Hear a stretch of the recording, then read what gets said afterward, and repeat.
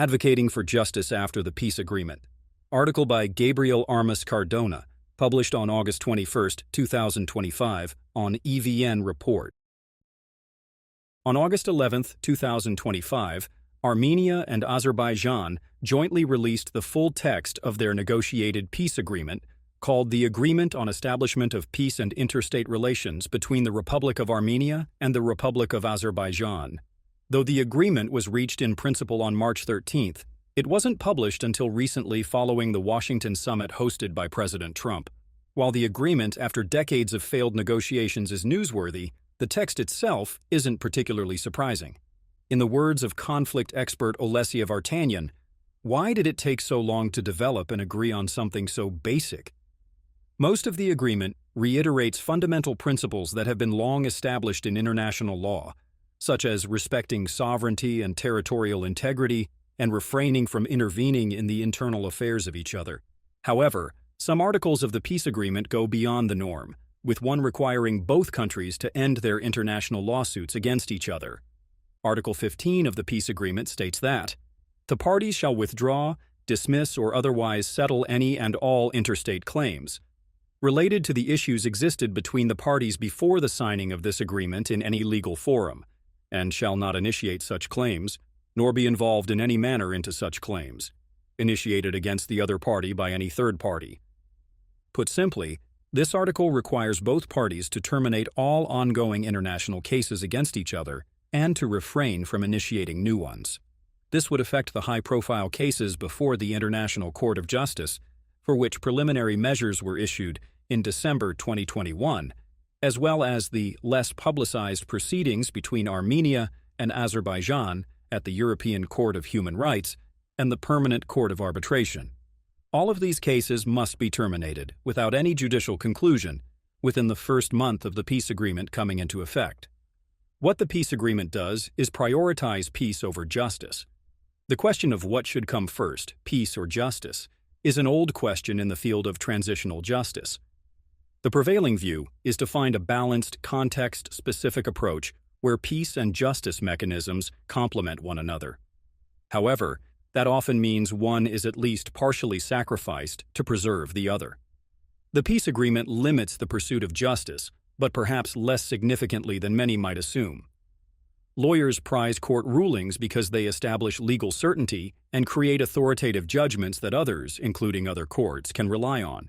For victims, though, a successful judgment might not result in any meaningful justice for them. Justice is bottom-up, not top-down. From decades of experience, we've learned that achieving a sense of closure after a period of grave injustice requires a response that is inclusive, victim-centered, and supports community ownership.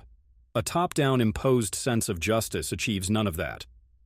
Examples of successful bottom-up approaches to achieve a sense of justice among the broader populace are South Africa's Truth and Reconciliation Commission, created after apartheid, and Rwanda's Gacaca trials established after the genocide. Both mechanisms gave victims an opportunity to share their experiences publicly, while incorporating processes aimed at holding offenders responsible. Even with almost unlimited resources, top-down approaches can fail at producing social reconciliation. The most prominent example is the former Yugoslav states. The International Criminal Tribunal for the former Yugoslavia was created by the United Nations to prosecute war crimes, genocide, and crimes against humanity occurring during the Yugoslav wars. It operated for 24 years and was successful in indicting 161 alleged perpetrators and holding 111 trials. From the perspective of legal administration, the tribunal was a success. From the perspective of social healing, it was an abject failure. Slobodan Milosevic was charged with 66 counts. He died before his trial ended, yet is still praised as a great leader. Denial of the Srebrenica genocide still exists, and distrust and prejudice between the peoples in the area remains strong. For all the good the tribunal made in establishing a historical record and putting perpetrators in jail, many people on the ground were dissatisfied with it, denied its findings, and felt that justice was not done. This peace agreement cements what we already knew. Justice and closure won't come from above, but must come from the people. The pressing question, then, is how?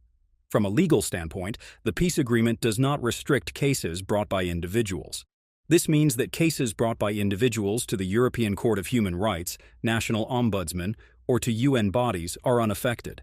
These methods can still establish a record of rights violations and potentially ensure compensation for the victims.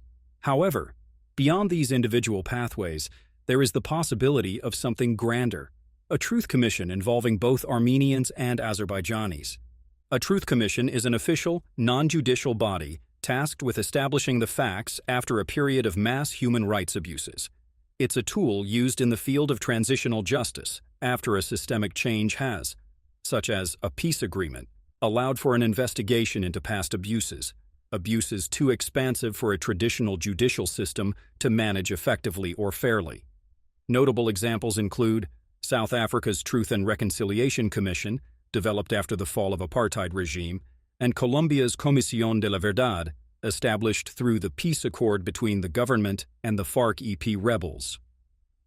The scale of extrajudicial killings, mob violence, declarations of hate, and episodes of ethnic cleansing that have occurred between Armenia and Azerbaijan since the breakup of the Soviet Union is more than any judicial body, be it the International Court of Justice or the European Court of Human Rights, can thoroughly address.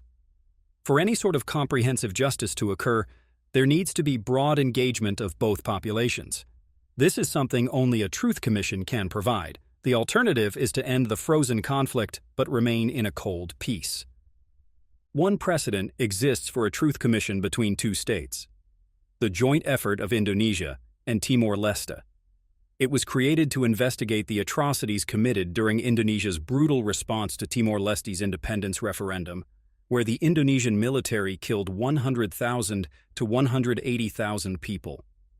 Despite being the clear perpetrator, Indonesia agreed to participate, and when the commission released its final report condemning abuses by the Indonesian military, the president fully endorsed the report.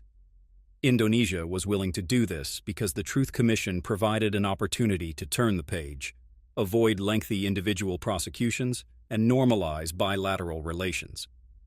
To be clear, a bilateral truth commission between Armenia and Azerbaijan isn't going to materialize anytime soon.